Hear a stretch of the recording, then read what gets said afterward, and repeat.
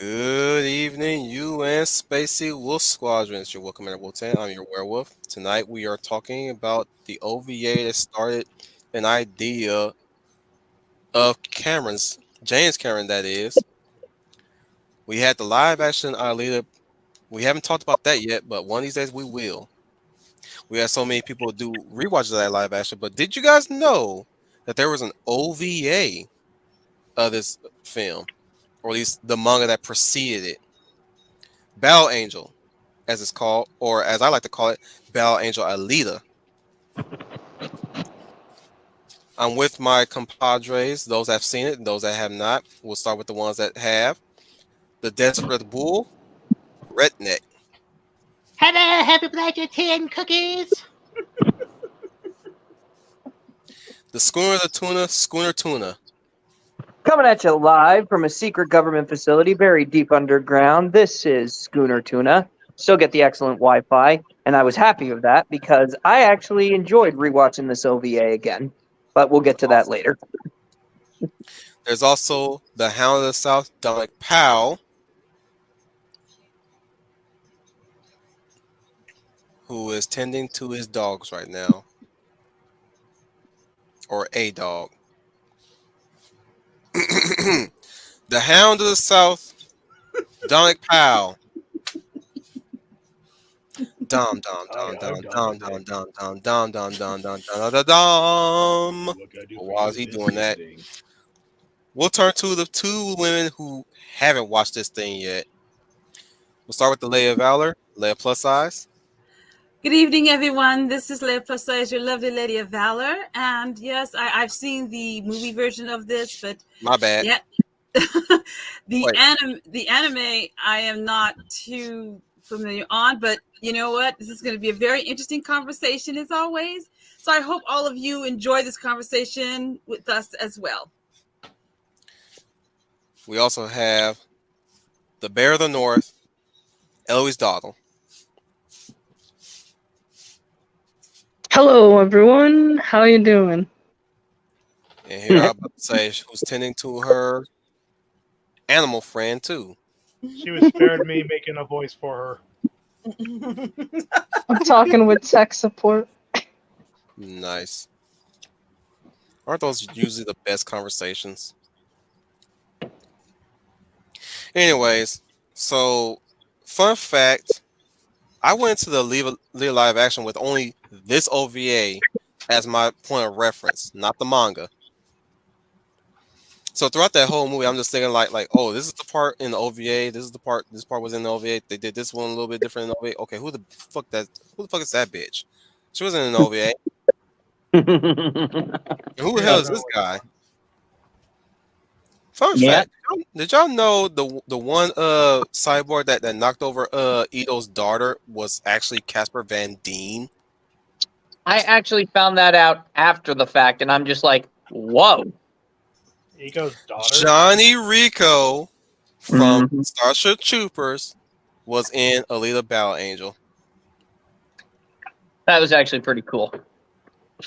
For a brief scene, and you hardly recognize him because of all that makeup. Yep. That was a pretty beautiful scene. But that's another thing that I found interesting about the... Because like you, Wolf, I came into the live-action Alita Battle Angel solely from this OVA. But after seeing the OVA, I actually checked out the manga, and it turned out that the live-action movie incorporated a lot of the manga. And I'm like, whoa. A live-action American... Well, I'm sorry, let me rephrase that. A live-action Western adaptation of a Japanese manga, and to top it all off, is faithful to that adaptation? That's slightly disappointed. That's That's not why I'm disappointed. I'm disappointed at the fact that none of me mentioning Casper Van Dien got a gasp out of everybody. I thought Johnny Rico was well known.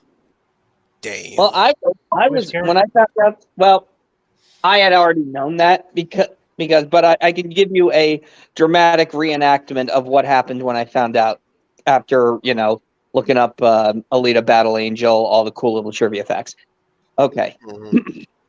Schooner comes across. I mean, what Caps certainly with helped with the live action movie was that James Cameron was a major fan of the source material, and he wanted to do it justice. Do you know who recommended the manga to him, by the way? jumped in. Just one at a time, guys. Go ahead, Red. Even though we're not at that discussion, I'm just kind of laughing at the fact that I learned that it was Guillermo del Toro who recommended James Cameron to lead a Battle Angel. Here, you should read it. It'll be perfect for a movie. Mm-hmm. Now do that again, but more Mexican. Hey, amigo. Here, read this. Read this manga. It's gonna put hell on your nuts. Yeah, Enough. yeah. Like Cameron, like it's obvious, like from the movie, like Cameron and Robert Rodriguez, like they like the manga and want to do it justice, and it took them several years to finally bring it to life to the big screen. Especially like considering like the movie, much like the OVA, is based on volume 1 of the manga. Mm-hmm. Well, and that was the thing that I loved about the OVA, because the OVA is like almost a direct adaptation. Now, obviously, no direct adaptation is without their flaws, but as far as direct adaptations this is like a near perfect one. And the funny irony is that the director of these 2 episodes of the OVA, he only did these 2 episodes simply because his schedule was freed up. If his schedule was more freed up, he probably would have done more episodes. That's right. This OVA is only consisting of 2 episodes spliced together. Mm-hmm. So you'll see a That's- complete shift in dynamics there. Mm-hmm. So let's I get mean, into the it's synopsis real honestly quick. surprising, like from the OVA, like Alita Battle Angel has since not been properly adapted into an anime series. Yep. Well, let's get into the synopsis real quick. Battle Angel, known as in Japan as Gundam, is a 1993 OVA based on the Battle Angel Alita manga series by Yokito Kishiro. It is written by Hiroshi Fukitomi. I have to do Mm-hmm. that slowly because my brain is moving fast as I'm reading, as I'm talking. And jointly produced by Kiss Inc., Movie, Animate, and Madhouse. Ooh, another Madhouse great. The OVA comprises of 2 episodes, Rusty Angel and Tear Sign, corresponding respectively to volumes 1 and 2 of the manga, with some differences serving as compressed preview for the manga.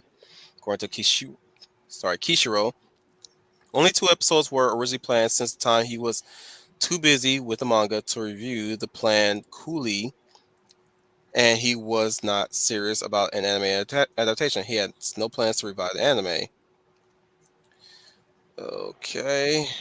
That's just cruel and unusual punishment. Should I go into the synopsis of each plot? Yeah, I'll read the above. As she scatters the genre dump deep for useful parts, cyberphysician Daisuke Ito comes across the remains of a female cyborg who is still alive. Ito takes her home and decides to restore her, transferring her into a new cyborg body.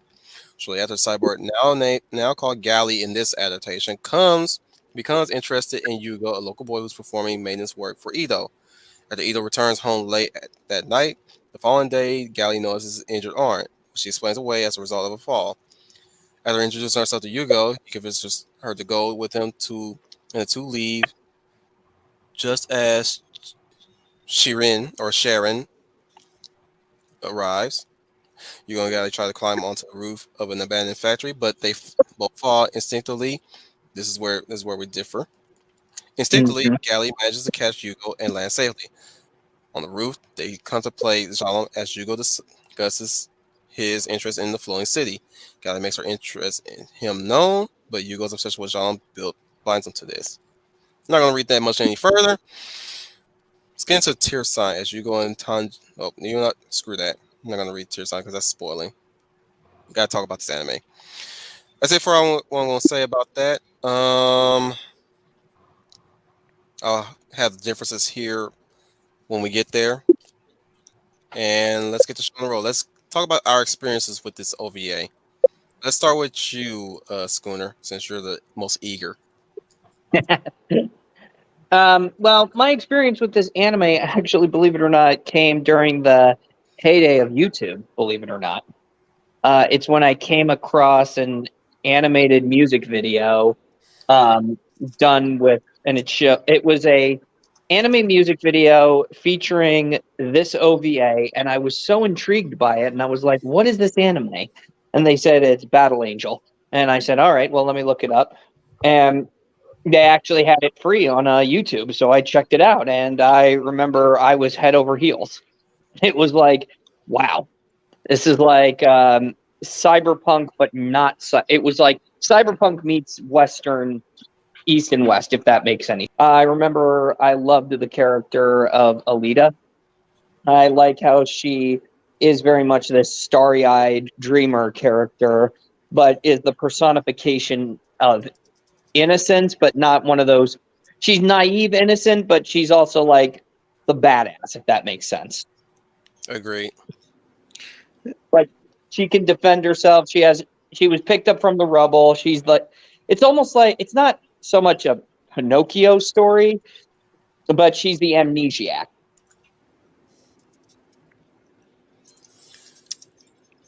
Go ahead, Rhett, if you've seen this. Oh, I've wait. seen You know what? Let's go with Don, cause since he stepped up, and then you go after him, Rhett. Go ahead, Don. As a follow-up from Schooner, it not only is as an amnesiac, but in the OVA as well as in the manga and the live action movie, she is essentially the Superman in the world of Battle Angel Alita in the cyberpunk setting. She may not be an alien, however, she is the character. The reason she is a Superman archetype is she actually inspires hope in the new home that she had made herself, like with Ito, and also like the people that she encounters, be it allies or villains, like they are impacted by Alita's actions. Go ahead, Rhett. Most of what I've been focused on is the artistry of that particular OVA. I always remember looking at the manga art, looking at how rough and loose it would always go with its the hatchings, the scratches, and I've always was mesmerized by how the animators were so articulate about keeping those details in the feature itself. This isn't your made quickly for TV quality. This is something they've expected to be cinematic. Agreed. Which I think we're at for the story. We're not even at the points I'm ready to talk about. It's okay. We're good there as we Simply go put, along. the beauty and a lot of the tragedies. Well, can I just add on that I think what I like also is about the world in which these characters inhabit, which is really good. Because it's you got the city of Zalem right up there over this city. This is basically like the paradise city that's floating in the sky, the unattainable. And then they're just dumping their garbage on this smaller city beneath them, and the inhabitants of this smaller city, it's like that heaven and hell dynamic. If that makes sense. It makes perfect sense. Mm-hmm. The And OVA pretty much, excuse me. The OVA pretty much starts off the way how the live action movie starts off, which I'm to assume that it starts off the same way as the manga does. Yes, that is correct. The manga starts off exactly the same way. It's Ito in the junkyard, removing an eyeball from a destroyed robot skull. Until he discovers Alita. Until he discovers Alita. Although I'm actually going to say this, I kind of like the OVA Ito's reaction a little more than Christoph Waltz. I mean, Christoph Waltz is an amazing actor, but Ito's reaction when he sees her in the OVA is just, I don't know, you feel for the guy. Because he sees Alita, he picks her up and he says, oh my gosh, you're perfectly intact. You're alive. Woo-hoo! It's like a father finding a newborn child. Mm-hmm. And What and was while what was and the while reaction in the live action version? The Spell live it. action version, Christoph Waltz just plays it like Christoph Waltz. He's very cool, he's calm, he's collected, but he gives a smirk. yeah, but you could tell, like from the movie, it was a more subdued reaction from like from original source Ito. Mm-hmm.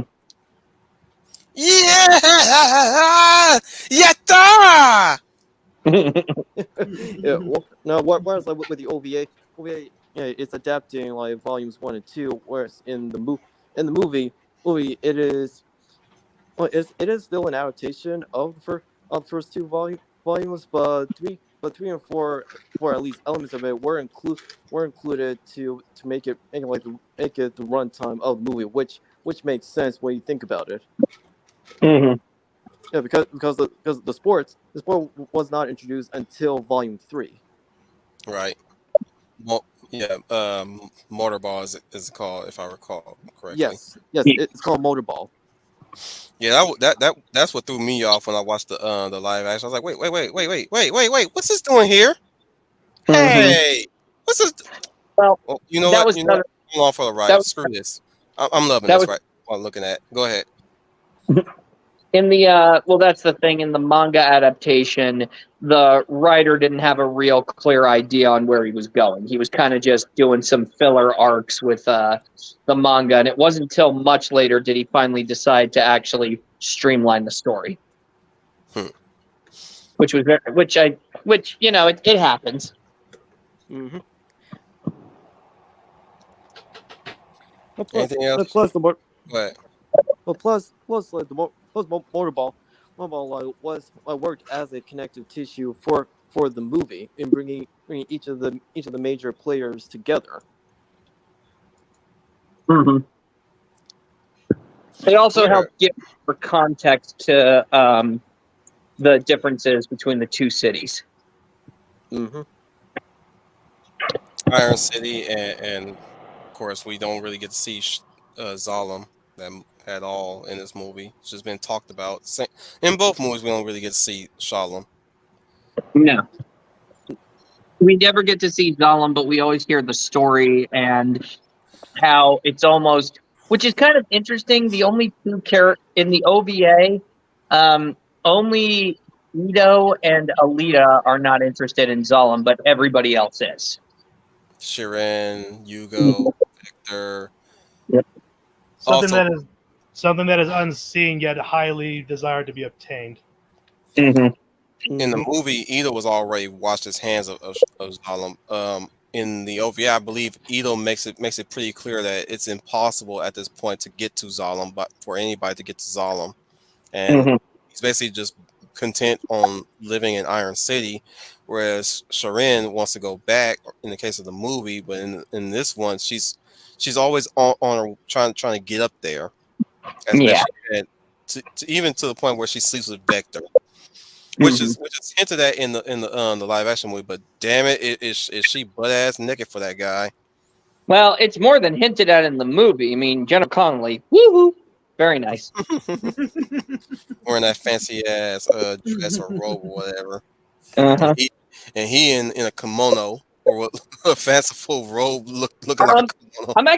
I'm actually going to say I like Vector more in no, it's not Vector. Vector's Edward Norton's character, if I recall. Who was that again? Nova.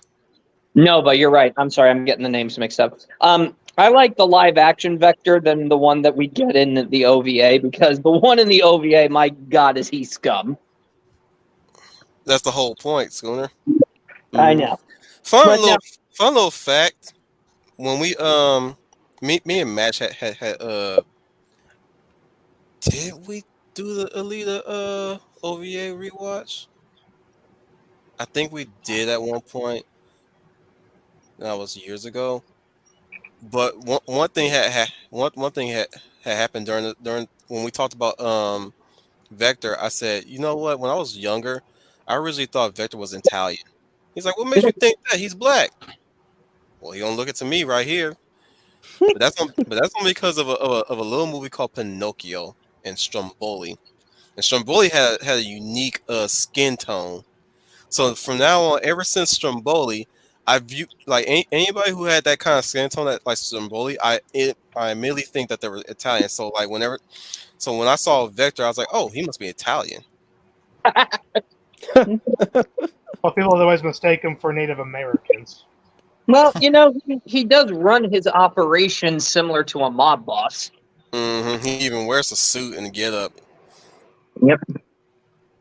Surprised he didn't talk like an Italian, but dang it, I was like, man, he looks Italian to me. He's like, are you sure? I was like, looks Italian to me. That skin color is what sold me as him being Italian. Yeah. It's Just an easy saying. mistake. Could easily be a mistake. Easily. He's ambiguous at best in the OVA. Completely Yeah. ambiguous. Like for one, he could be Mexican. He could be black. He could be sub-Saharan African for all we know. But that's not the subject of topic. It's just a little fun fact I want to share with you guys. Yeah.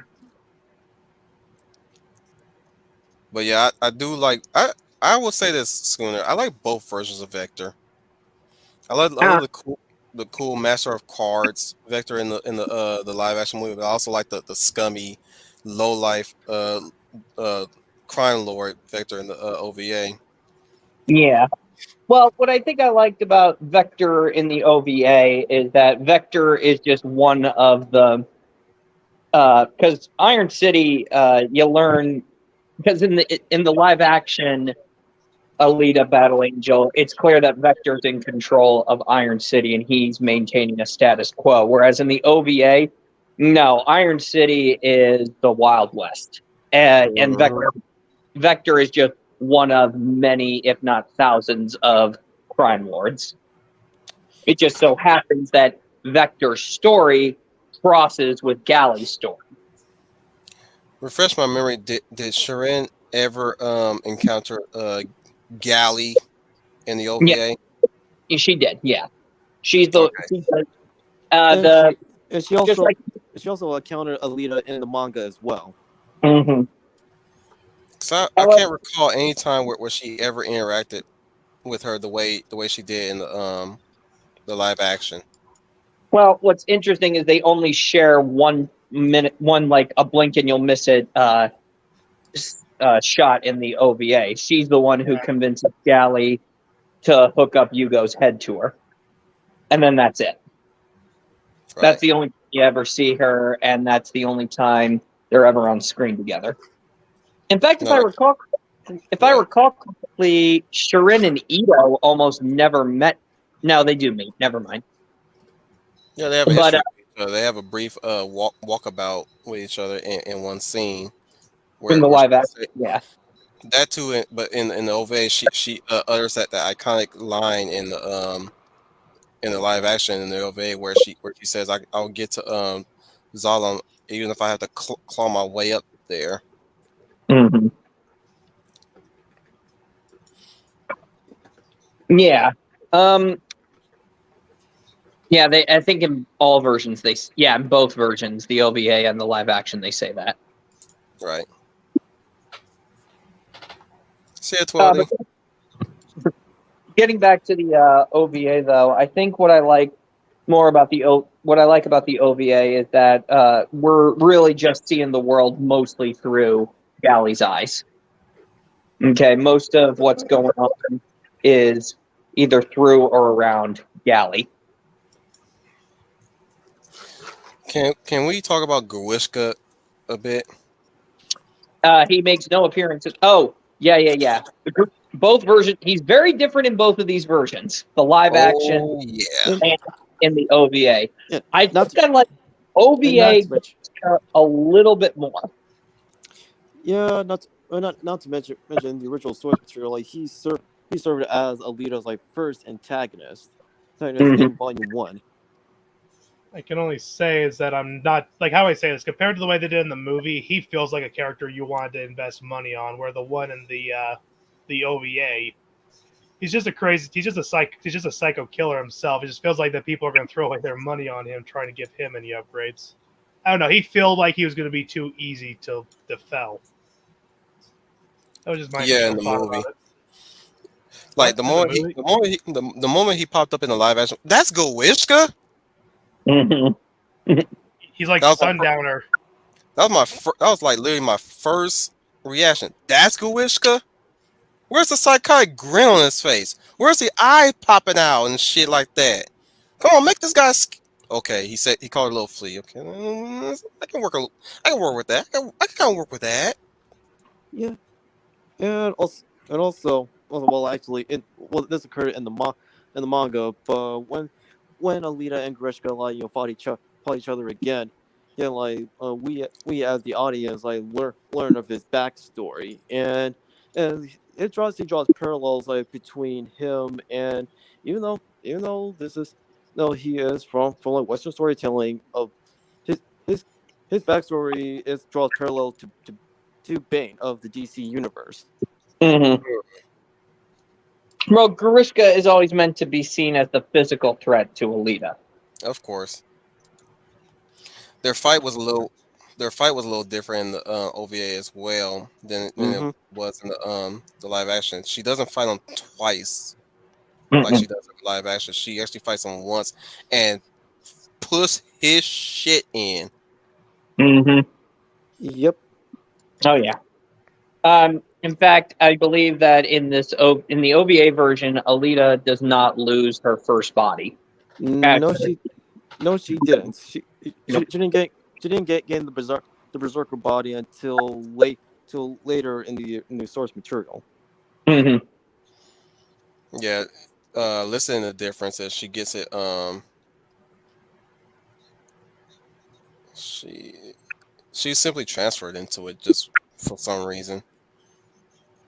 And Mhm. it's implied that Ito created the body, whereas in the manga, the second cyborg body seed after her first civilian body was destroyed in her first fight with Makaku, Ito had previously found the berserk body in a crashed spaceship and kept it in storage. Mm-hmm. Just going through a few of the differences.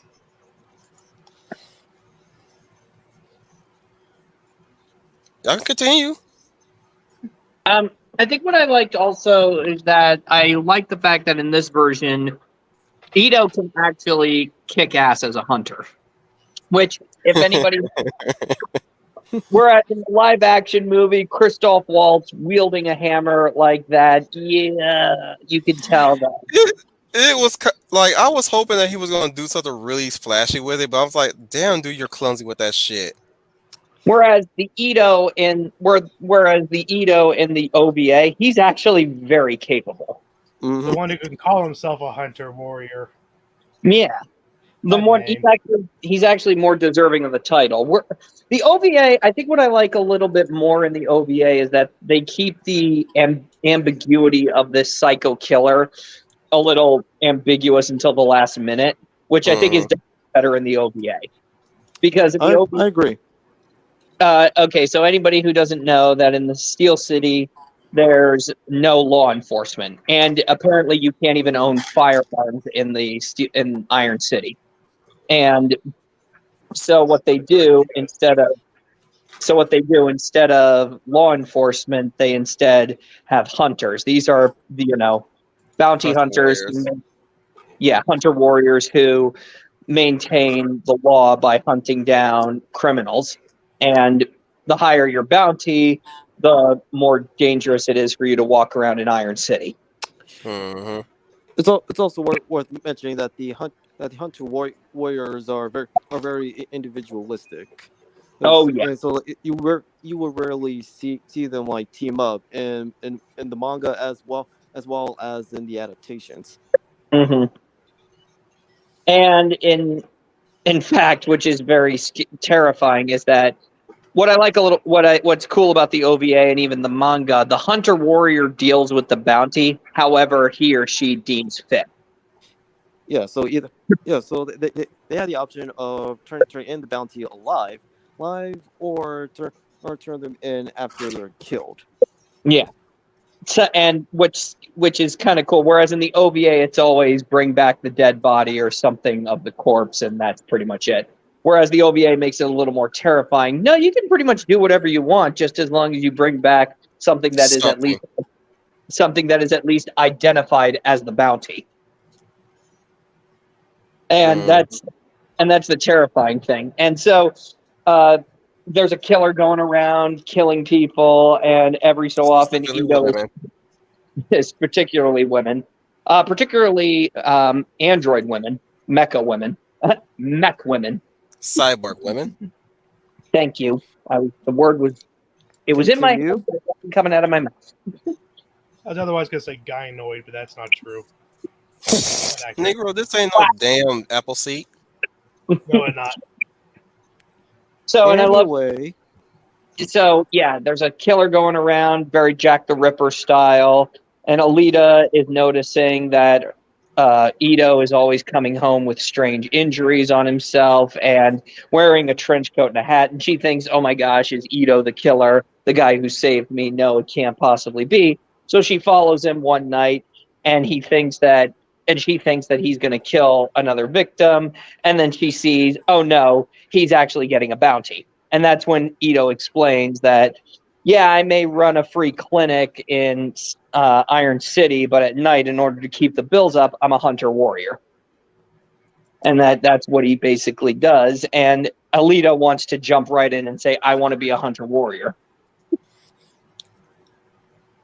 Then Ito's like, keep in mind if you're watching this in dub. If you're watching on YouTube, they have a much more polished dub than the original dub. If you're watching the original dub, prepare your ears. Mm-hmm. The actress who plays Gally, yeah, it's wrong that in the dramatic of moments I started laughing. But in the I believe in the YouTube one I shared with you guys privately, I think they improved on it. All I remember from the YouTube one you shared is that it's Spike Spencer who voices Yugo, so I'm just hearing Shinji Mikami the whole time. But yeah, just letting you guys know, if you guys ever pursue this and you happen to have the one with the crazy dub, yeah, prepare your ears. Because Alita cannot stop screaming her words out. Yeah. Nope. Well, at least the voice actress who does the English voice, she cannot stop screaming. Even if she's talking She's like too adultfully. intense. Yeah. And God forbid you hear her battle shouts. It's not easy on the ears. Let's just say that. It's just not easy on the ears. You're not wrong. Well, This is where I can see and say. So hang on, Schooner. This is where I could see and say you might do better watching this subbed. Just saying.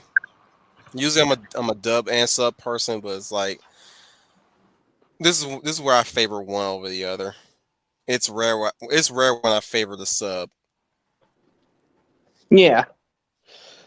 One of those rarities being Attack on Titan. Ah. Yeah, that is actually, yeah. Yeah, in the case of Attack on Titan, it just usually when it happens when it's introduced to me as subbed. We have Unqualified with us. Have you seen this movie? We if you want to join us, if you got time, you could join us as a free guest. In that comment, I am living proof of that. I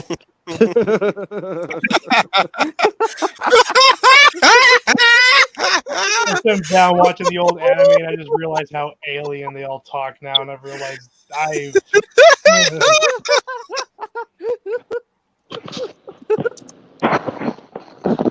lots of, as you already knows, and it's like as it said.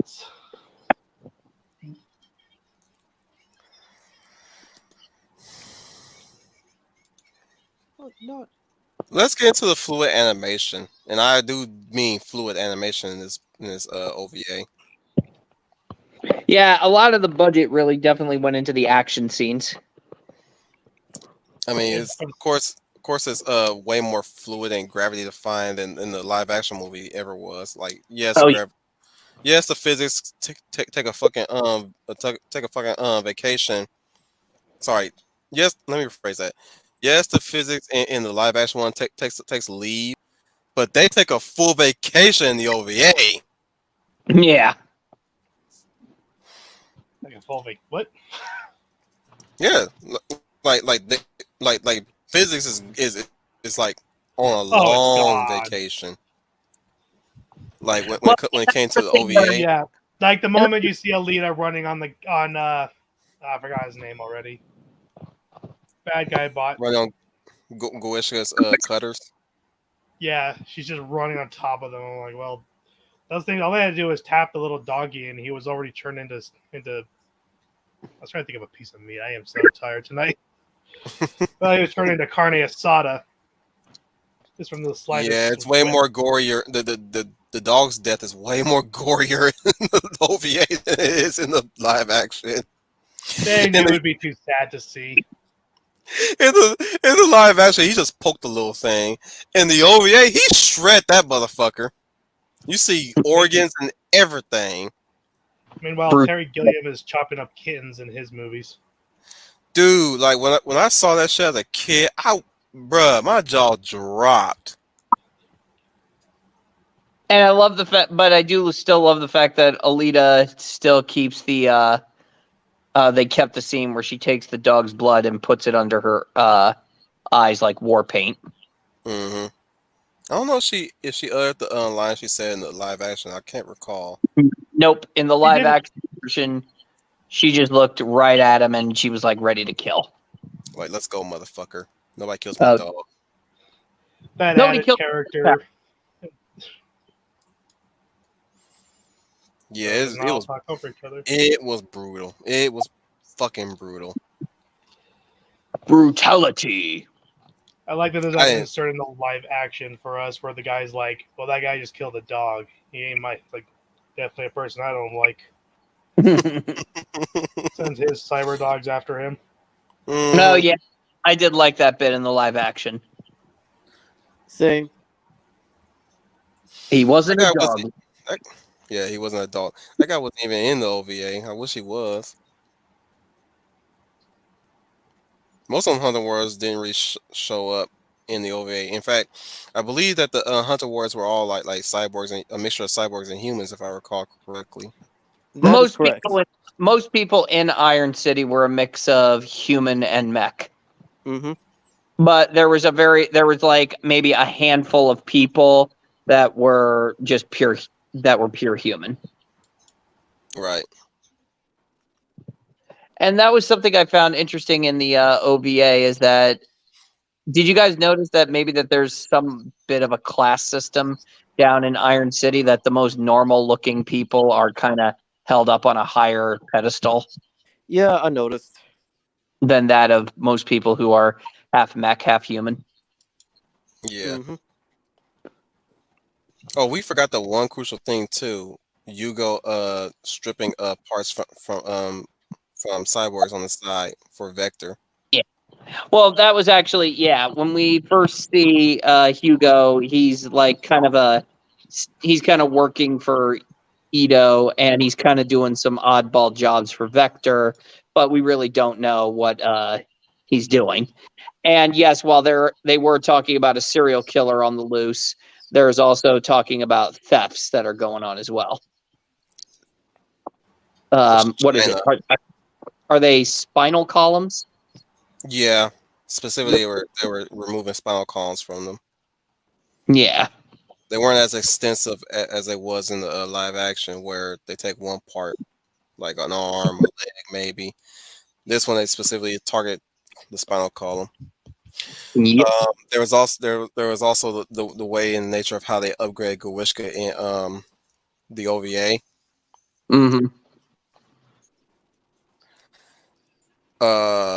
In the OVA, he has double cutters, double hand cutters, and he didn't get that from anybody else.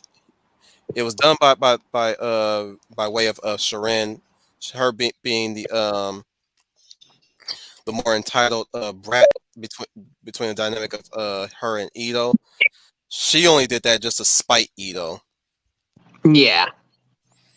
In the live action, of course, I believe it was Vector that decided to upgrade Guishka Mm-hmm.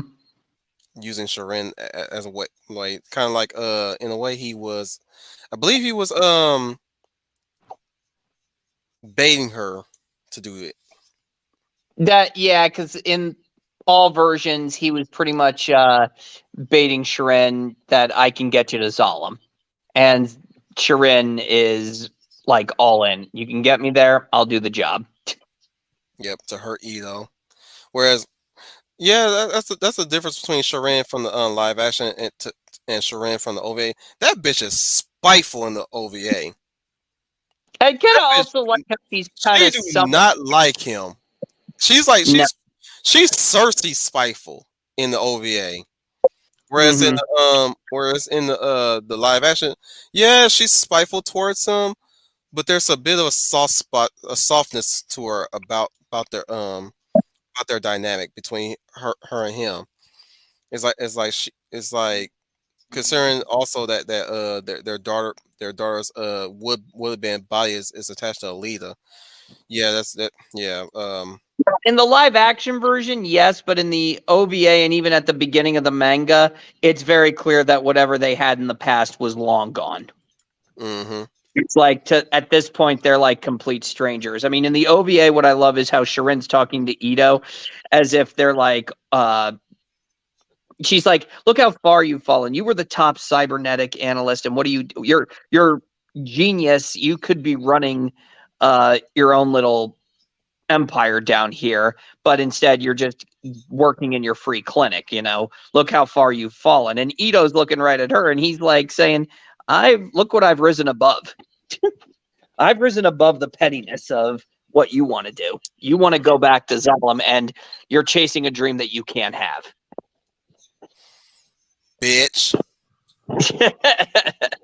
And she continues to chide him, basically telling him that I'm not going to spend the rest of my life in this place. I found a way. I'll find a way back to Zalem, and I will, no matter what I have to do. And I think what I love that best drives that point home is she's smoking a cigarette, and there's a bug right there, and she puts her cigarette out right on the bug, showing that she'll step on anybody, cross anybody, just to accomplish her goal. Damn right. And I think what I like and I that. think what I love and I think what I love about the scene too is that Ito, bearing her no ill will, he says to her, "Don't get involved with these bad people because it doesn't end well with guys like these." Anybody want to add anything to that?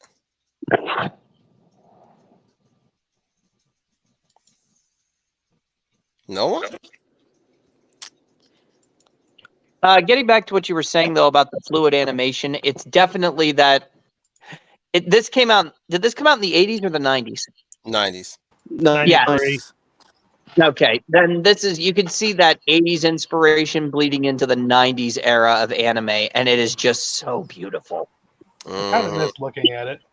This world, it was also aged really well because as you can tell that all the money they put into the animation was they want to make it as fluid as possible to emphasize like the dynamism between like Alita as well as the characters that she encounters. Mm-hmm.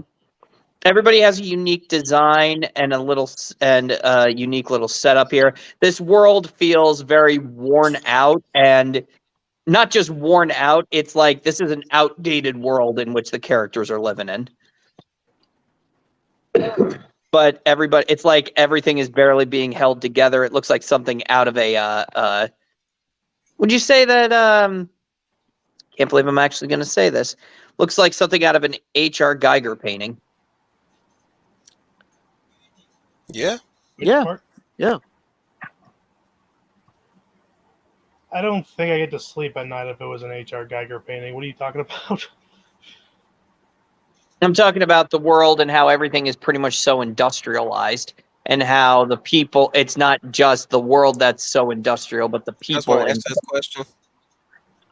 I'm thinking about Mobius now that you describe it that way. Oh, I already answered that question in the chat long ago. It was Brothers Grimm. There's a scene in the movie where they're trying to torture the Brothers Grimm with a meat mincer, and as the side jumping Frenchman is there to declare their crimes, a little kid comes up on his foot, bites him, and he kicks the kid into the mincer, and on screen you see it get chopped into little bits and splatter over the people. I'm just like, okay, we can kill kittens like baby cats, but we can't kill dogs in PG-13. Okay. Dang, that's Can I also say this too? such That a double standard. I'm also going to say this I'll too. tell you why. Y'all want to know why? As far as I'm concerned, Terry Gilliam killed every animal under the sun. Y'all really wanna know why? Opportunist. Yeah, I want to know why. I want to know why. Too. Because cats were thought of as evil way back when. Cats don't catch a break for shit in history. No, they No. don't. But dogs are man's best friend. Mhm. The reason. And I'm just Like going to say right now, even to this day, cats have not been really helping their case. No, they have not at all.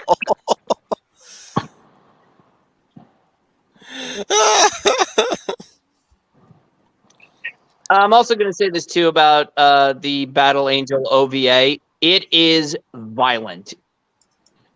I mean, you want to talk about the live action version was PG-13. This is a hardcore R-rated version. Mm-hmm. Mm-hmm. You got tits out in the case will of still give Sharon. There's a scene where I she's forgot, looking at all on while freaking Vector is sucking on her nipples and shit. Yep. And not only that, when Alita discovers that Ito is a hunter warrior and is getting plowed by these two, not plowed, by getting beaten up by these two highly advanced perps. Alita shows up and beats them up, and she's like, "There's blood in these guys." It's like, holy crap! These are not just robots. These are like people.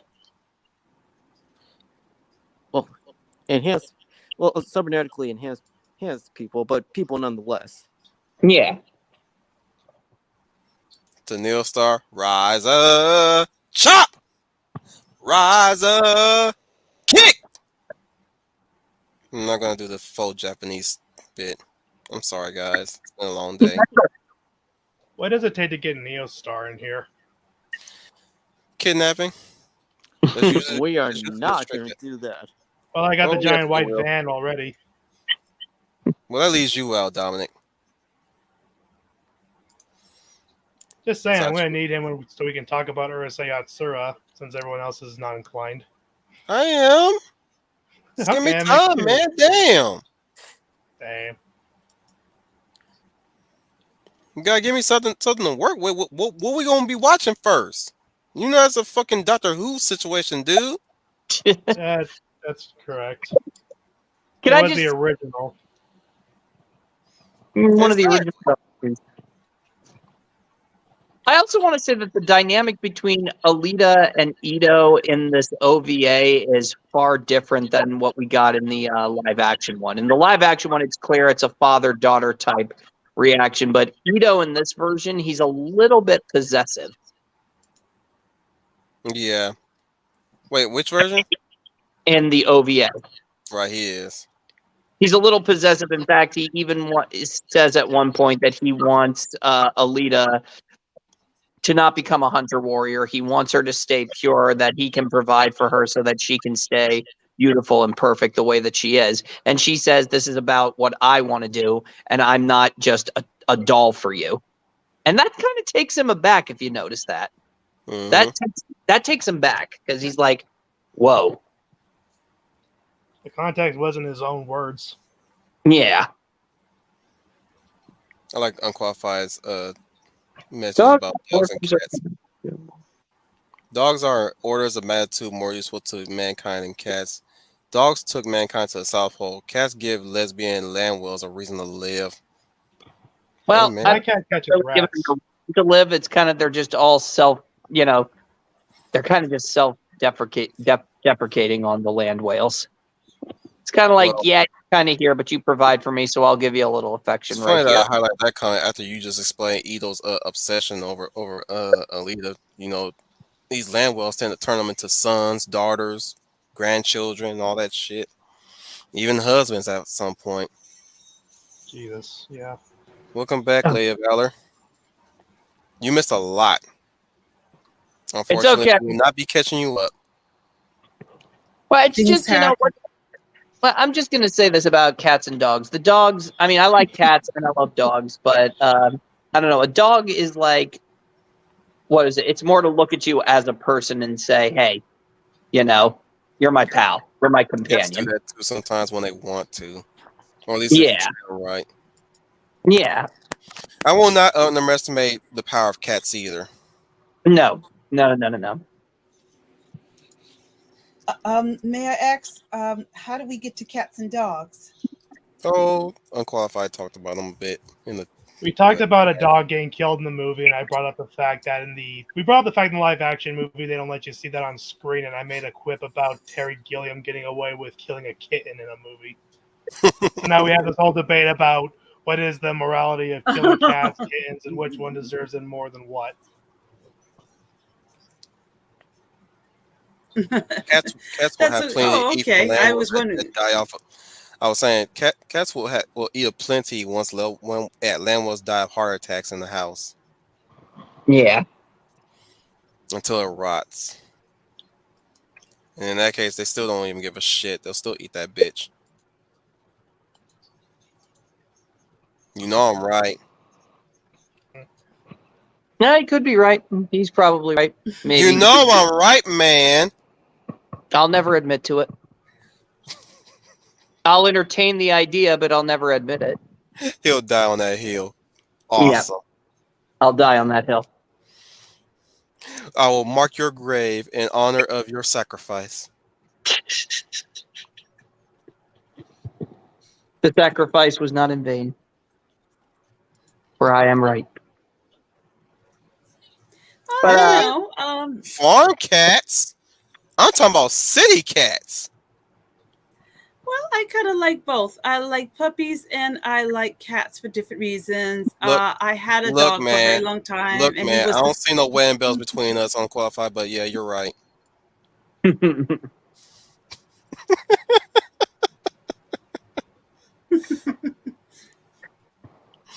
Sorry, go ahead, Leia. Oh no, I was just going to say that either one will do for me. I like puppies and kittens, so either one show for different reasons. I do agree with Scooney. There's this loyalty that dogs have, whereas also cats can also be good companions as well. So it's just a matter of what you prefer, apples or oranges. But I can work with either one. I had a dog a couple of years ago. I actually was thinking about getting a pet. I didn't know whether I want a cat or another dog. I had a dog for so long. This is back about 10, 20 years ago. Very loyal little puppy. Very loyal. But getting back on track. He was given to me as a gift, so I wasn't expecting to surprise him. Well, dogs and cats are also great narrative tools in stories because it's the save the dog, rescue the cat, which establishes the hero, whereas what establishes the villain is if they kill the cat and kill the dog. In the case of Alita Battle Angel, we know who the hero is and who the villain is because the villain, like Retnick said, in the OVA brutalizes the dog. I mean, we're talking guts. We're talking like shredded like a paper shredder. Mm-hmm. So it's the reason why I never took Ashley Williams on my team in Mass Effect. Mm-hmm. The bitch made a crack about dog that I did not agree with. But what I love about the scene, like not like love, like oh wow, it's so awesome, but it's more like how it sets up the character of Alita because she just witnesses something that she truly loved taken from her, and this is the first time in the OVA that it was taken from her, and she just puts the war paint on her face, and she says that she's not going to run away, and she's actually going to fight him.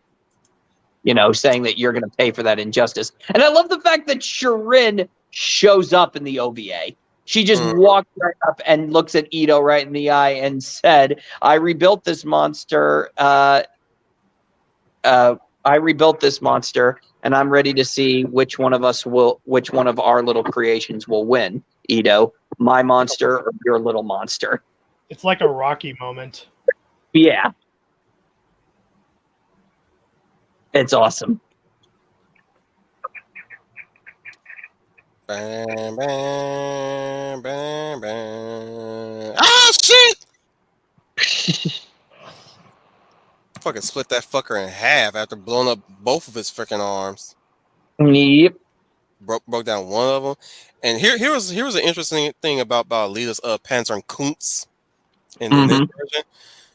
It almost, in a way, the way I observed it, it almost seemed like that the fighting style also trains her to find a weakness in an enemy's offense, and she exploits it. Like the time when she used her finger to effectively malfunction his other arm when he tries to use his cutters again and blows up his own arm for his troubles. And that was actually pretty neat. Like her little finger just cuts through that shit. Yep. Well, go ahead. I'm sorry. No. You go. I think what I also like about this the fight in the OVA is that we actually see Gally in action, whereas in the live action, we're getting flashbacks of the life before all of this. Whereas in this one, we're actually seeing. You don't know how she can do this, but it's fun watching her. It's like, what is it? It's like there was definitely more to come. Or they leave it a mystery. That's what I'm trying to say. They leave it a mystery as to how her abilities came back to her. She just knows how to kick ass. And that's all you need from an anime. From an anime, period. Exactly. Precisely. Yes, some animes do have training montage or at least training arcs and all that stuff. But sometimes you just want a badass. Mm-hmm. Damn, it feels good to be a badass. Why? They just are. Damn, it feels good to be a badass. But it also shows how smart Alita is in a fight. It's that every move that she makes is actually necessary, which comes ahead during the final when she's battling Gruishka. It turns out that every hit that she gave or every poke that she gave him was a cleverly decisive. What's the word? A series of pressure points in order to help her win the fight in the very end. The strategy. You are already dead. Thank you. Strategy. I hit your pressure point. Strategic strikes. Hoto no, fuck you. You will now die in a matter of seconds.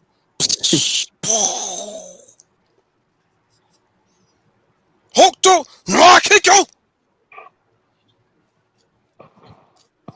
Justice is served. You will shot! Okay, none of you motherfuckers are Fist of the North Star fans. Fuck all you guys.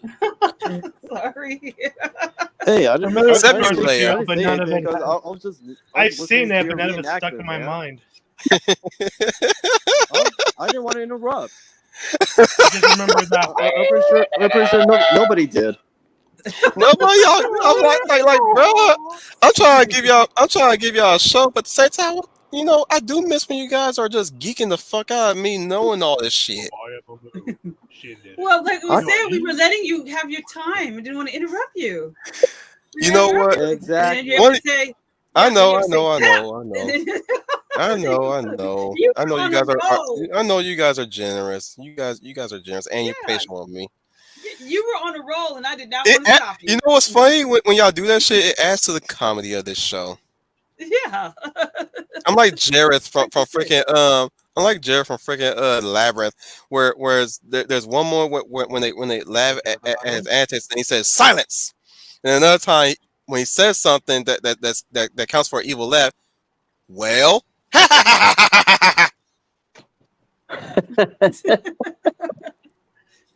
What movie did you say that was from? Labyrinth.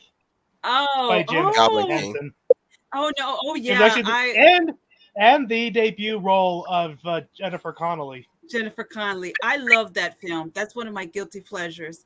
I remember seeing that when I was young. I love it. Old girl.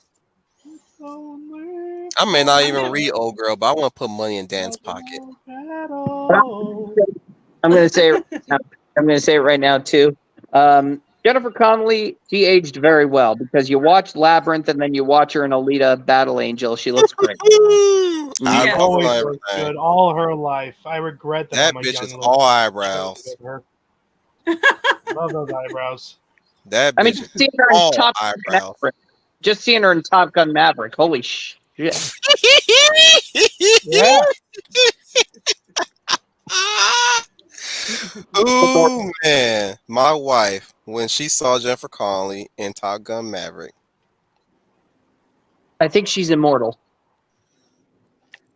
I will give it Her to and her. Tom She Cruise. looks great. She looks absolutely fantastic. She's aged well. I agree with Scooney. She has. I can see why his original co-star didn't her name slips my mind that fast. I'm getting stupid.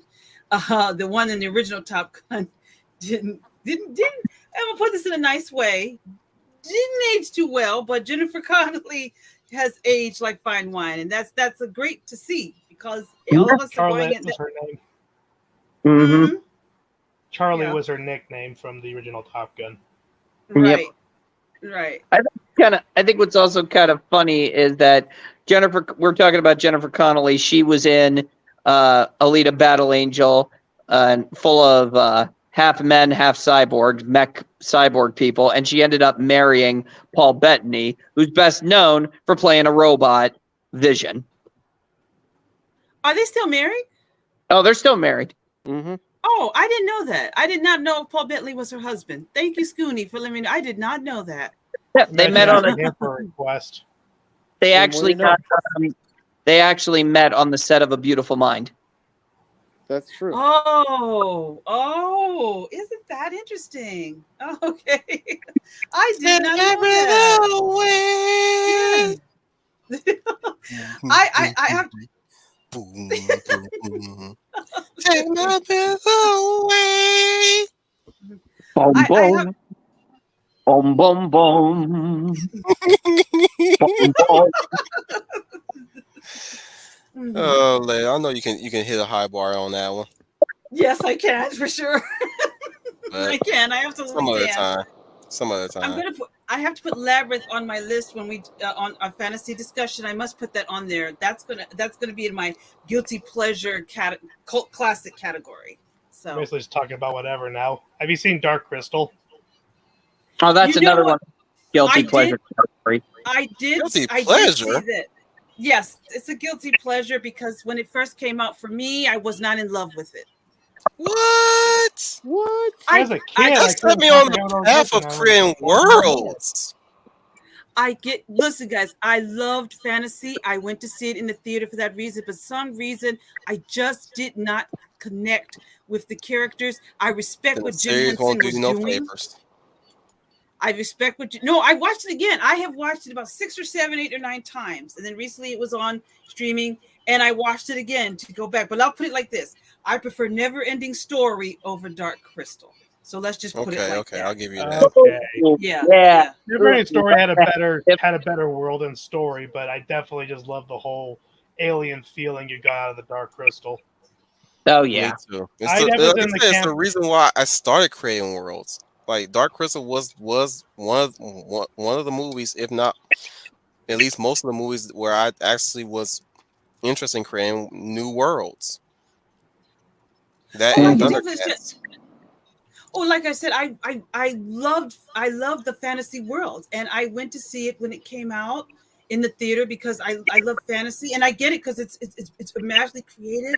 But Wolf, I'm very sorry, I just could not connect. I wanted to connect, but I couldn't. I respect the world. I respect what Jim Henson was trying to do. I have utmost respect for that. So you mean to tell me this didn't wow you? There's not enough in that movie. I imagine if you were a fantasy fanatic, you would be asking for a lot more out of Throth, which is why Not even iconic lines of Chamberlain. No, wait, stop! You dare! Get back, speedhead! Huh? Chamberlain! Lay down that scepter!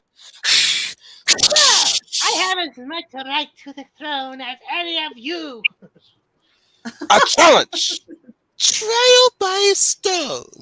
Trial by stone. Trial by stone. I'm not the biggest fan of Slash. my Funkos, but I do have a Funko of one of my No. favorites. Come on now. It's a very quotable movie. It really Well, is. And here's I'm glad. And I think while the I'm problem happy that we though, got the prequel pro- series for one. I think the problem with it, and the prequel series really helped push it along, is that there was a lot of world building, not a lot of the characters. Which is probably what a True. lot of people are feeling is lacking. Yeah. but It's on however the opposite spectrum prequel of what Willow was doing. helped fix that issue. Help protect Date. Date her friend. Well, I what's also do agree with. I actually do agree with you. I think that is exactly what Willow did very well. The characters, not the world. You fell in love with the characters almost immediately. Oh, I'm I sorry. did. Peg. Peg. I did. Peck, peck, peck, peck, peck, peck, peck, peck, peck. I Sorry, did let like me continue. Willow. I did Look. like Willow. Go ahead, Dominic. You were saying. I was saying that the prequel series helped resolve the issue of characters not being as developed as they should and Age of it would have Resistance. helped. Yep. Yes, Age of Resistance. Age of Resistance like helped fix that issue. At the same time, what is messed up is that the series didn't get a second season, which Mhm. obviously from Yes, the unfortunately. season finale it was alluded there was a sequel hook to season 2. Oh, I wish we could talk more about Labyrinth. I just want to mention the funny fact that the baby from Labyrinth is the son of Toby. Toby Froud is the son of Brian Froud, the artist who worked on the Dark Crystal and Labyrinth. And that guy Neat. grew up to become a stop motion animator and a puppeteer, and he did a lot of the puppeting directing on the Age of Resistance. Neat. I Talk think the about having blood. No, yeah, I agree. After we lost Jim Henson, it's just I don't know. Puppetry kind of became a lost art. Want Yes, to I hear would another little agree. fun fact? While me and the wife was watching Dark Crystal Age of Resistance, she's like, I wonder what will happen to these people. What do you mean what happened to them? They're dead. Yep. That's exactly how I They're- said it. They're dead by the movie, Yep. but we were supposed to get more. Yep. I was gonna say to Schooner, if you're like me, I look up puppeteers and their tutorials on YouTube, and currently my favorite one is the guy who goes by the name of Barnaby Dixon. Yeah. I love his tutorials and his puppet setup. He even does like funny little vlogs with his little bird puppet named I mean- Dab Chick. But isn't Agra your favorite character of the Dark Crystal? Oh God! I can't do the voice. And begin all the same. Big change. Sometimes good, sometimes bad. Wait, I think it's he's dead. Could be anywhere then. my favorite is watching the behind the scenes and knowing Frank Oz was the puppeteer for Olgra, so I hear his little improvised voice for her. Wait, hold So on. it's Miss Piggy and Fozzie Bear mixed together for her voice. Now, ask what the great conjunction is. What is a great conjunction? What is a great conjunction? You tell me. The great conjunction is end of the world. Or the beginning. End of Agra. And begin all the same. Big change. Sometimes good. Sometimes bad. Ah, here it is. Which one? Don't know. Don't know.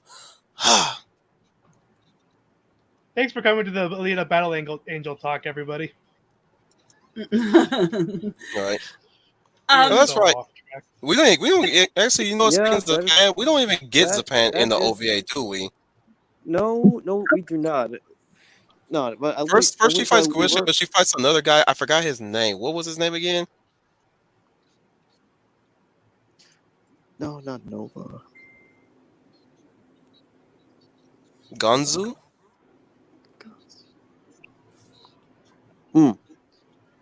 Oh, Zavan. Yeah, I think it was, it is Zapan. no, But No, is Zaven. I think. I mean, but again, I mean, once again, like he I just call he him. wasn't I seen just like call in the him he Samurai. wasn't seen in the OVA. I just Hang called on. him the Samurai. The samurai. Give me a minute. Oh, is Zapon the one with the blue oyster cult symbol on his forehead? I guess so. Oh, yeah, he does. Okay, he does show up. He's the one that cuts Hugo's friend, but they'll never follow up on him after that. That's I was gonna say true. they kept that in the live action movie. Yeah, they Yeah, did. But what I'm saying is they didn't follow up like in the OVA. They don't really follow up with him. No. Like once Instead, he he like shows once up. He once kills he his killed yeah. and then he shows up. And then he shows up again when he's fighting Alita, and Alita kills him. No, that was a different person though. She fought a different person. She didn't really fight him. Are you sure? Because I thought they were the same person. No, no, not he really. kills his homeboy and he chased after him, but he managed to lose the pen and we'll never see him again. She just fights a different guy, the one with the samurai hat. Mm-hmm.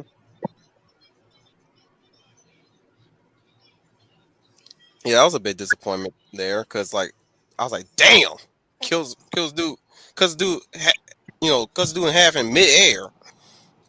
Wait, Mm-hmm. where is he at? Is he not after Hugo? I mean Hugo. I mean, where?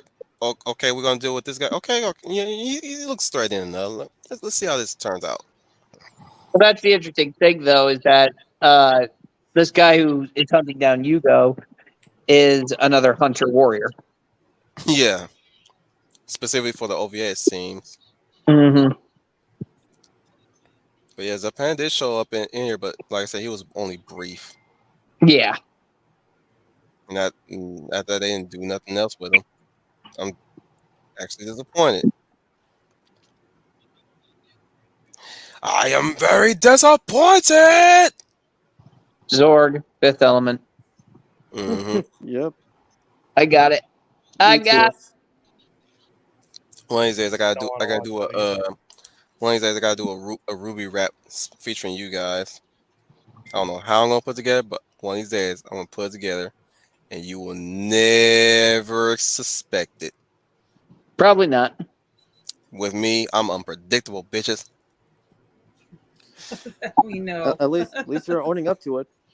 Yes, that we know. And in the morning, I'm making waffles. for waffles. I would love to see those coffee commercials. Oh, the Wilkins and Wonkins. I love those commercials. I'm gonna put them up for you. He was a master. Yeah, he did film, television with Sesame Street. Then you had the Muppet Show. Then you had the Muppet movies. Like you said, there's just hasn't been anybody like him. Unfortunately, ever since he's passed, it's like it's become, like you said, a lost art, puppetry. The only one who could have really matched Jim Henson was his son. Yes. And last time I checked, he's a fucking turncoat. Turncoat. He went basically, yeah, he went woke, and he ended up he ended up selling all of the Muppets to Disney. Yes. Fuck off, That dude. is. Bastard. Yeah, I remember like reading up on that and was severely disappointed. Like, dude, like Even Frank Oz has to tell people whatever happens to the Muppets in Sesame Street is not my business anymore. I mean, Frank Oz was like, he's done with that. He was done. Yeah. Pissed- Yeah. He was done after Pissed that. off I am. Pussy the fuck out. I will. Yeah. It's unfortunate, and we ended up and the Muppets kind of had sort of a comeback, and then it just died like as soon as it came back. I mean, you had the Muppet movie, then Muppets Most Wanted, and then after that, you tried to have ABC tried to make their own little Muppets show within a show, and it just didn't go well. No. His son did, because it wasn't the Muppet. When Disney could control it, it wasn't the Muppets anymore. Something was missing, and his son, like you said, sold his soul Disney wanted that cash. Probably he wasn't very loyal to his father's legacy. He wasn't very loyal to it. Like a lot Probably of not. these third generations, they're not loyal to the parents or the work. They're loyal to the money. It's 30 pieces of silver. How much would you pay me if I give you this? I don't. I know. I don't. Seven I don't know pieces if you of know the silver to the analogy. one who tells me what Esmeralda is. Jesus was That worth 20. yes. Jesus was worth still And in, what 30 was. in the Bible, Judas Iscariot betrayed Christ for I was 30 quoting pieces of Hunchback of silver, and Notre his line Dame. was, I know you were. I did recognize that. I did recognize that. Yes, I did recognize that too. I will Using find both her, of the analogies. even if I Yes. have to So burn that's all the basically what it's Paris. I mean, I will actually. well, I'm actually going to say this. I mean, we need more. I think my favorite one was when what was it in Waterworld with oh gosh dang it, I can't believe I forgot his name. The bad guy in Waterworld, Hooper. Dennis Hopper. Jeff Hopper, thank you. Dennis Dennis Hopper. Hopper says, "Okay, whoever tells me where the girl is gets to live." And both of them are both of these two guys are talking, rambling their mouths off, and he just covers his ears like, "Oh my god!" And he shoots one guy, and then he looks and he says, "Okay, you won. Start over." That was the best. He didn't even offer. Quality, Right. take didn't it from an old spectator. Life's not a spectator sport. If watching is all you're gonna do, then you're gonna watch your life go by without you.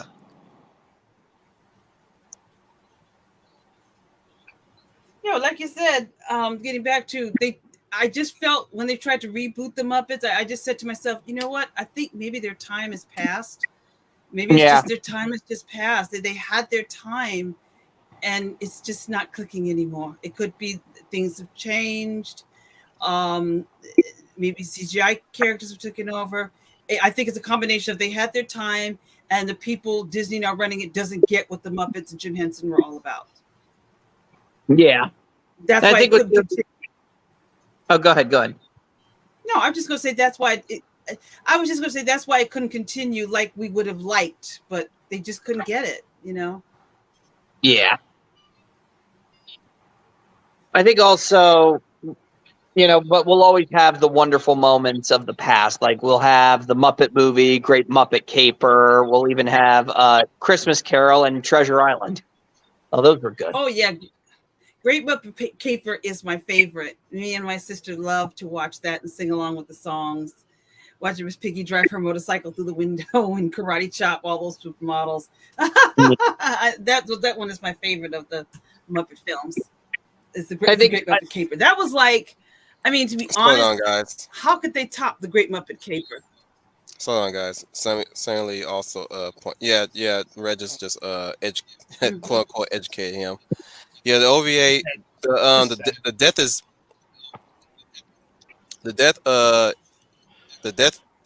different in the OVA than it is in the live action. In the live action, Alita kills Vector. In the OVA, however, Vector dies of his own how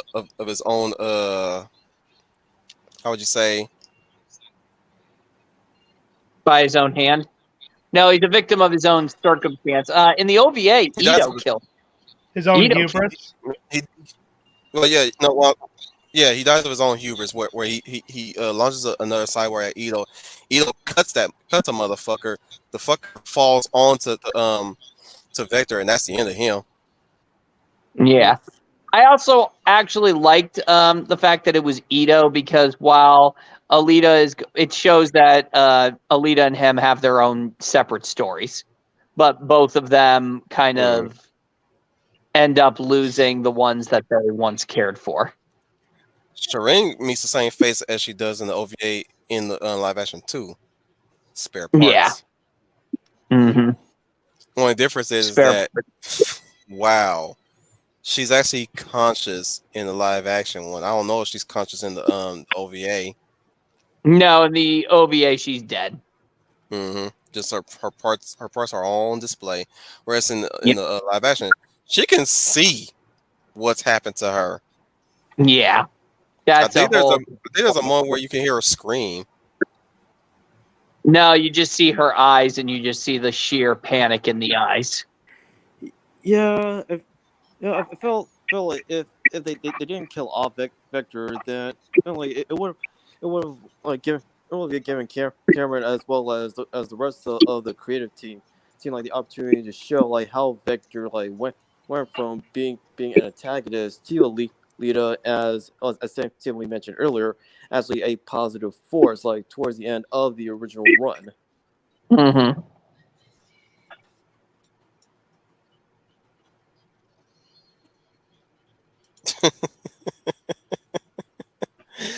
We got cabin fever and something crazy. Tim Curry was one of like he was one of the stars in Muppets Treasure Island. Yeah. You dare give me the black spot? You tore a page from the Bible. Yeah, while it's unfortunate that he's not as active like in the world of like acting, be it live action or animated as he used to due to health reasons. Yes. Like, we can still like cherish the memories that we made with him that he graced us like in the screen, be it big or small. Oh yes, definitely. I agree. 100%. You can still look back on his body of work. So yes, I definitely agree. He died? And this is supposed to be a kid's movie. Yeah. Jim. You have always been a decent sort to old Billy Jones. I'm not Jim. He's Jim. Oh my god.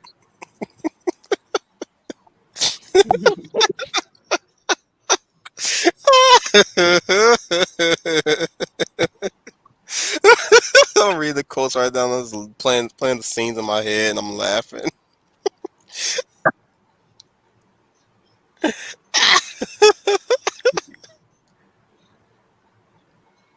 Well, my favorite is always Oh. the caper, and they go to the Happiness Hotel, and they meet all the characters there. I think I love the scene in the Muppet movie where they're gonna put that little thing on Kermit's head, and Mel Brooks is the evil mad scientist.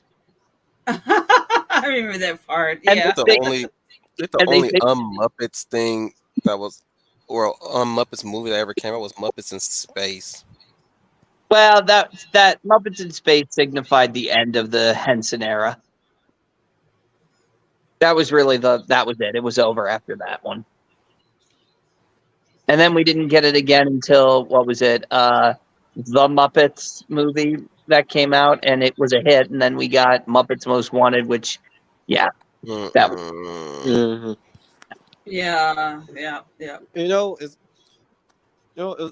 was actually through the Muppets in Space. It introduced me to tons of musicians and bands from the past, including Earth, Wind, and Fire.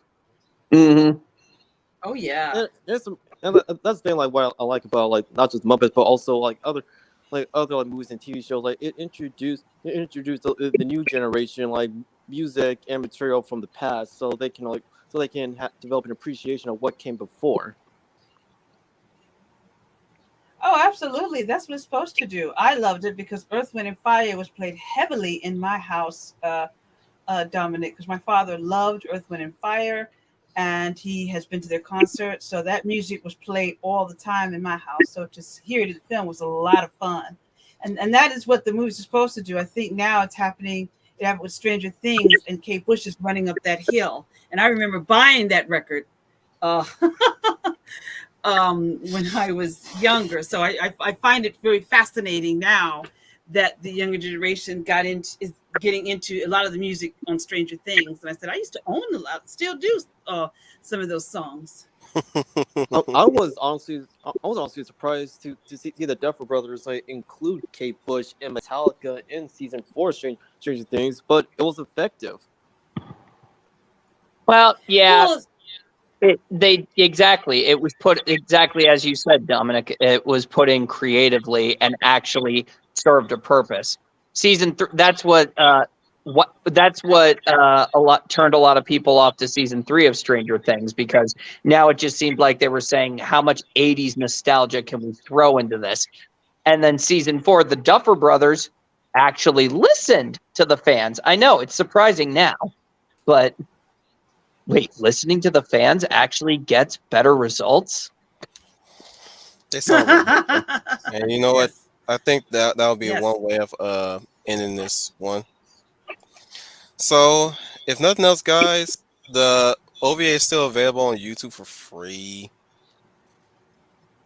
You can find it anywhere. Just type in Battle Angel Alita. Wouldn't be that hard to find it. It's right there. Damn, Marty, it's Muppet Treasure Island.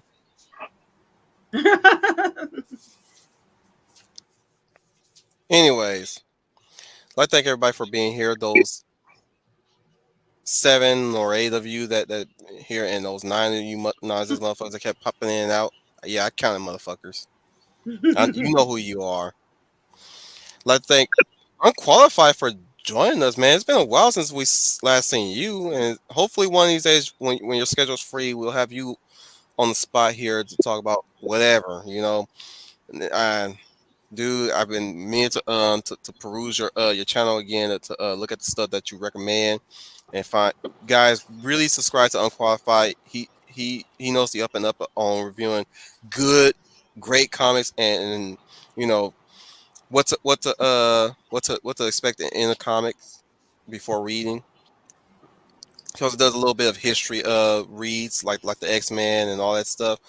Check out his content. However, he doesn't cover not just comic books, but he also covers manga as well. Thank you. That as well. Girl, you on high alert. Tap on Spooner's tank. But you still got content, dude. Not everybody's seen all your content. Keep a positive outlook on life, man. Hakuna Matata. Not Hakuna Vagina. Oh my God. Yeah, fuck Wakanda forever. There's a lot of estrogen in that fucking trailer. Oh my God. Estrogen in that fucking trailer. I saw that thing and I got women power movement from that trailer. I was not happy. It gave me bad vibes. And how dare you try to use Jimi Hendrix to push the agenda? No, That wasn't Jimi Hendrix. That was Bob Marley.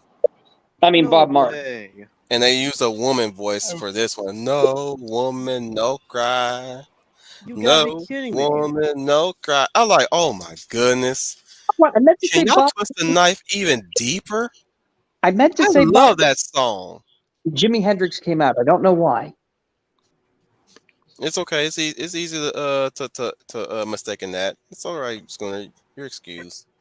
No, that was like, whoa. Them motherfuckers. Yeah. I got an Instagram with them. That's basically, why don't you just do, it's just terrible because they say they're honoring Chadwick Boseman. No, they're not. They're using his death to promote this new trailer. And I'm like, wouldn't it have just tasteless? weird to just dig up his grave? Absolutely. I agree, Dominic. You're both right. That's really... You sly dog, you.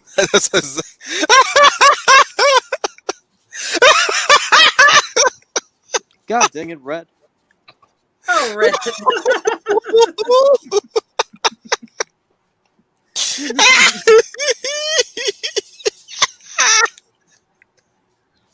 Just the facts. I think I died and went to heaven. Neostar, sadly, that is true. She is in this movie in this for sister whatever power. reason. For whatever reason. Isn't there a point where the writer of Riri Williams? Is there a point where the writer of the comic was actually trying to write a decent comic? And then she got pushed back on the wokeness. Like she. Well, if Ewing actually, was actually making Riri a better Yeah, character than qualified. Bendis was doing when he first created the character. Okay, before I even But start the wrapping other it up, writer, let me say this real quick. And unqualified, yeah, you're right. They did retire. They finally got rid of the name. Well, for It the MCU, but they can't get rid of X-Men in the comics. right. Yeah, they found either way. They found a way to desexualize the name, or at least demasculinize the name. I wanted to see X Mixon. I left Oh, a that com- Victoria Alonso is evil. I left a comment on RJ's recent video, which he hearted. Of course, I'm not saying that for bragging rights, and I didn't expect him to do that, but he ended up doing it. And so to RJ, thank you for that. If you even get this far into my stream, should you do peruse my shit, excuse me for the vulgarities. But I have to say this to everyone who's here. No matter what it is that you're doing in life, this is the competition that we're dealing with. This is the competition we're going to be dealing with for a lifetime. These motherfuckers are not going to stop, at least until we continue to create good content. That's subjective, by the way, as far as what I good content is. hmm Good to decent, at least, guys. No matter what it is that you're doing, make stickers, make photo albums or whatever. Make something. Create. Just create. Period. Make Now, prints. as just to piggyback off of what Wolf is saying, now is the time because people are fed up and they want the new content. I mean, look, we'll always, the best way we can honor what came before is if we create our content in memory of those. Or at least in the Okay. image of them too. And what We I'm were saying is, by the more times you wait, the more times you pause, the more times you give up, it's more ground given to those guys while Mhm. they're sitting around, sipping their soy shit all damn day, taking their sweet ass time to produce something. We could produce something quickly if we always keep ourselves productive, showing people what things look like back then, and preserve the history that comes with it, because they are working night and day destroying shit. And attempting to rewrite the history of those things that we love so much. But this is your competition, which is easy to beat. It's on Mhm. easy mode, but don't Oh, treat it as complete easy mode, because just because it's easy, that's really giving you guys the dopamine high that makes you not try. mhm. Now, also mind you, you also have competition with people who are also just as hungry as you are. But at the same time, you have to network with your rivals that are working just as hard as you. Mm-hmm. Mhm. So don't burn your bridges. Try to make friends, or try to make working associates, but don't ever try to fight amongst yourselves. You wish each Because other if we well fight if you amongst can't work with ourselves, each other. because if we fight amongst ourselves, they win. Yep.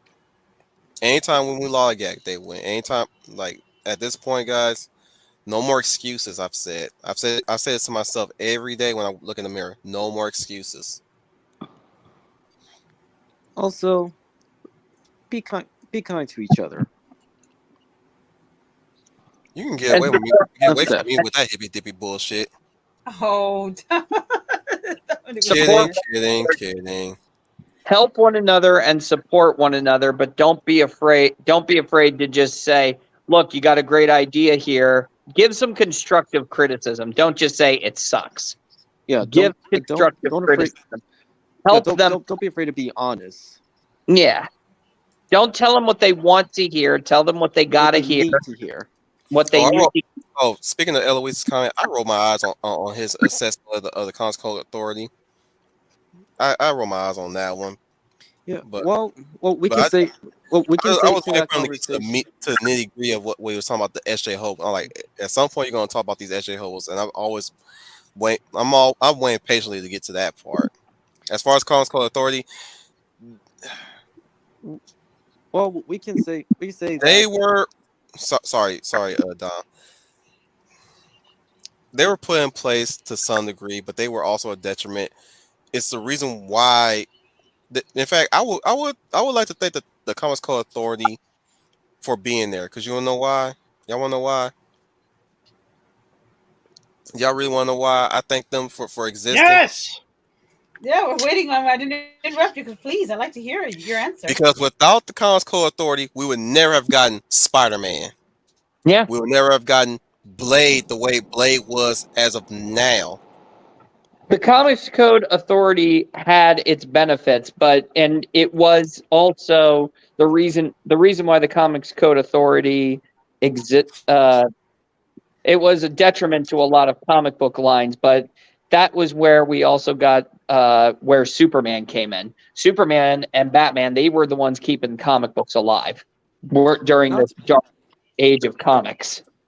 not to mention, like when the Comics Code Authority was in place before it was eventually dismissed. Like it caused like creators, be it like the veterans or at the time like the new bloods, it caused them to think outside the box and lead to new like creative solutions to work around the Comics Code Yeah. before it was eventually dismissed. For Yeah, these and motherfuckers to just try to even bring that shit up and twist it to their ends. yeah, Like, because there's an look, important fact here. The Comics Code Authority was not government mandated. Mm-hmm. and it Okay. sure as hell wasn't there to silence gay representation or any kind of representation at all. Bingo. Nothing in the fucking Comics Code Authority ever stated no gays allowed. None of that at all. Uh-huh. It's just Yep. that we never thought of the idea of a straight person, or at least a gay person headlining a story at the time. It's not because we were fucking homophobes. None of that shit. And never In fact, crossed in fact, anybody's. let's take it back even further. Nobody had the positive outlook towards minority representation of the back thens. Mhm.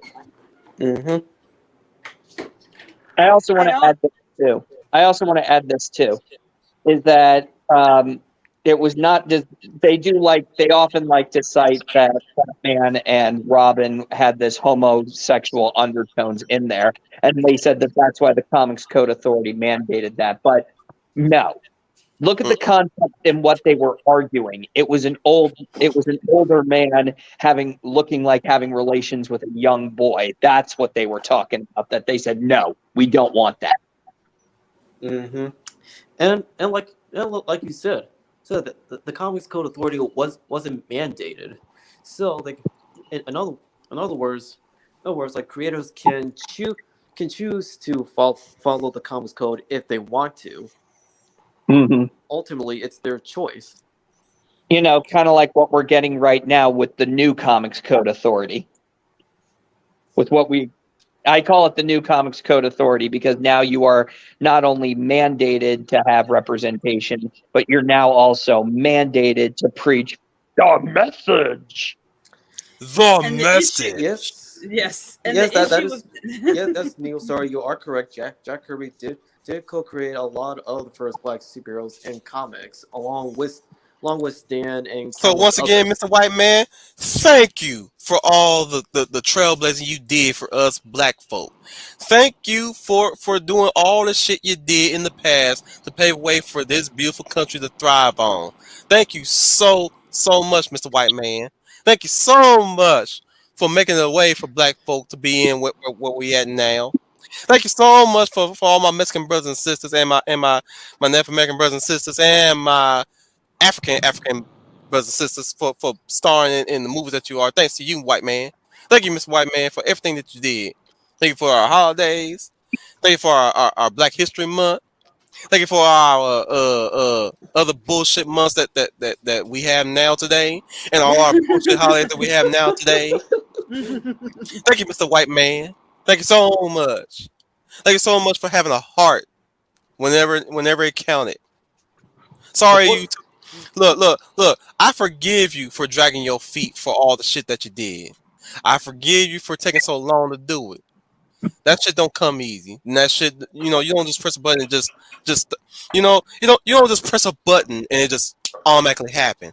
I understand that. See, I am a child of the today's, but looking back at history, you did right by us. You know, some of you motherfuckers that are a bit, on the iffy side, but you know, white man, I thank you for changing. I thank you for doing good. I thank you for forgiving us. I thank you for always accepting our apologies. And I forgive you. The point is, look, the point is, people. Some, the point is everybody. Some some of some of the modern day creators who happen to be minorities, they do not know their history at all. Amen on that, Dominic. They don't know their history. Number one, I totally agree. And they don't know what makes a character work. The color of the character's Look, we can skin talk about this or another who time. Let's they start chose to wrapping bed it up. with. I was just going to say, doesn't mean a character will sell. Right. Okay. Anyways, I already said the whole usual thank you for everybody. So thank you for being here. I'd like to thank well let's first give the verdict. Leia, would you watch this OVA? I will watch it. I already seen the live action movie. I will give it a try. I didn't hate it, but I didn't fall in love with it. So That's gonna be I'll that's gonna be a shirt. I will give it a try, Wolf. I can't promise anything, but I will give it a try, and then I will let you know what my final verdict is. I just hope we just sold it enough to you. Well, I'll give it a shot. I'll take a chance on it. I'll leave that up there. Anyway, so thank you, the lovely Leia of our Leia plus size. Hello, everybody. This is Leia Plus Size, your lovely lady of valor, thanking all of you who showed up and joined us for this conversation about Alita Battle Angel. And also, like me, if you have not seen the OVA or the live action movie, give it a chance. We try to give you good recommendations for good, entertaining movies. And I hope you come back with us on Thursday for our next chat. If you have any suggestions on what you would like for Wolf and us to rant and go crazy over, please leave it in the comments below. I am sure he would appreciate it. And you all have a good evening. She's learning, y'all. I knew you She's was going building to up put her something. resistance. She's working it out, guys. She's working it. She's working it. Work it out. Work it That's out. right. That's what an That's- ancient Japanese master told me. In the face of eroticism and your means to progress, you just let it ride.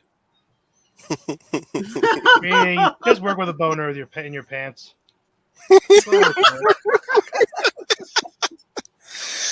The Desert Red Bull Redneck. Hello, and I don't have a song tonight. Good night. The Schooner Tuna.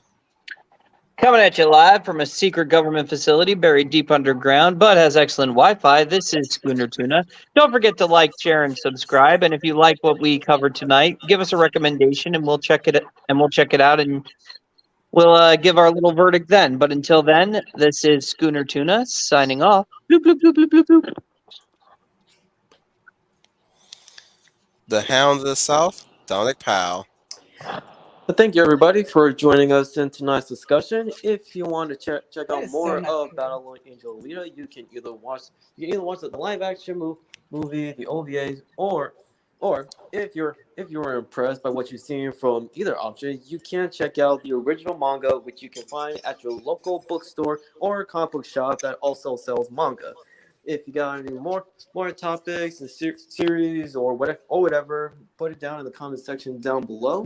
Oh, and don't hesitate to do so. This is the House of South, Dominic Powell. Hope you have a good rest of your night. And remember, never lose hope and optimism, and build to a brighter future. If your library doesn't have the book, you riot. Or you can just go to your local Barnes and Noble. I mean, manga is outselling most of the books these days. Okay, I'll leave this one up now. I'm just gonna let it sit there in Okay. all Oh its my glory. goodness. But I The apologize answer for the time. You're in a panel room full of men. I would have been more Not, vulgar than that, not but you know, everyone Well, we understands our did have pain. Eloise temporarily. Like I said, no one understands our look, pain. man, Leia's the original Smurfette principal. You're not wrong. That other fucking trope that only feminists would come up with. Fuck off. So it's wrong for having just a single woman in an all guy group, apparently. There's nobody took issue with it then. Why should people take issue with it now? I mean, let's not forget that there was also a few shows where there was an all female team. Mm-hmm. Witch, Totally Spies, Charlie's Angels. Charlie's Angels, Charmed. Mhm. Charmed. Buffy had more chicks than dudes. Mhm. Very Yeah, true. Xena, Warrior there's Princess. Mm-hmm. Yes. And So there's don't tell me Sabrina. we didn't have There's that Sabrina there. the Teenage Witch.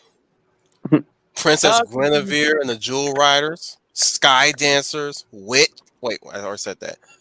Winx Club before they fucking ruined that shit. I wasn't even a big Winx fan. How could they do it? Oh, and let's not forget all of the basically in Japan the magical girl genre. That's not. Mhm. That's Yeah, literally it's a totally. genre. And wait, did Wolf say totally spies? hmm Yeah. Oh boy, I don't know how to unwrap that one. Don't judge Leave me. it alone. There was also even Princess Tinkle and the Masters and the Guardians of the Magic. My God. She was I'll just tell you this she was about a totally female spies. lead of that The next, group. the The next 90s paved the project way after for she a that was- lot is of shit. I'm just saying the 90s accounted for a lot of shit that they trendsetter and stuff like that. Mm-hmm. So don't give me that. I was a child in the 90s, motherfucker. I seen some shit. and Shit let's that not you forget- guys can barely even flick your nose at. And don't forget Shira. No, not the new one. The real original. deal Shira. The one that they Mhm. claim was made by horny dudes when it's actually made by women. Can Yeah, I that's just say so too? ridiculous. Maybe the 90s was truly 90s to early 2000s was the last era of when pop culture was actually pop culture. I agree. It was full of creativity, and also the willingness to take risks and being politically incorrect. Yes, and it respected the Hombo, past. we don't claim Monster High. We do not claim Monster High in this house. Fuck that shit. I don't care how good you say it is. That shit is ridiculous. Good evening, ladies and gentlemen. I am TI, politically incorrect. Anyways, this has been your Wolf Commander Wolftan. Remind you guys, you are the UN Spacey. Welcome to Wolf Fleet. What the hell are we supposed to use, man? Harsh language?